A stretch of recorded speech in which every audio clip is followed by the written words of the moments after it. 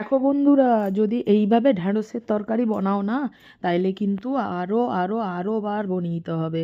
এবার ভাবি কি, দেখো তুমি কি করব। এবার দেখো আমি ঢ্যাঁড়স কাটি লিচ্ছি কীভাবে। তার উপরে একটু জল ছিটা দিবা, দিলে ম্যারিনেটের মশলাটা ধরবে। এ দেখো আমি গোটা মৌরি, একটু হলুদ গুঁড়া, লঙ্কা গুঁড়া, বেসন দিকে ম্যারিনেট করে লিছি ভেড়ুগুলাকে। আর দেখো সরষা, পোস্ত আর কাজু আর কাঁচা লঙ্কা দিকে একটা পেস্ট করে লিছি। এবার কড়াতে দেখো সরষার তেল দিকি, কালো জিরা ফোড়ন, কারি পাতা, কাঁচা লঙ্কা আর টমেটো কুচি দিকি, একটু লবণ দিকি নাড়তে হবে। মজি গেলে একটু জিরা গুঁড়া উপর দি দাও। আর জিরা গুঁড়া দেওয়ার পরে কিন্তু যে পেস্টটা করে রাখতিলি সেই পেস্টটা উপর দিয়ে দেবো। আর উপর একটু চিনি দিতে পারো, চিনি দিলে টেস্টটা ভালো আইসে। আর যদি নাই চাও তো নাইও দিতে পারো। তো উপর একটু গরম জল দিয়ে দিতে পারো। গরম জল দিলে রান্নার স্বাদটা ভালো হয়। আর উপর কাঁচা লঙ্কা ছড়িয়ে দিব। ফুটি গেলে নামিয়ে নিব, রেডি হয়ে গেল। ভালো লাগলে লাইক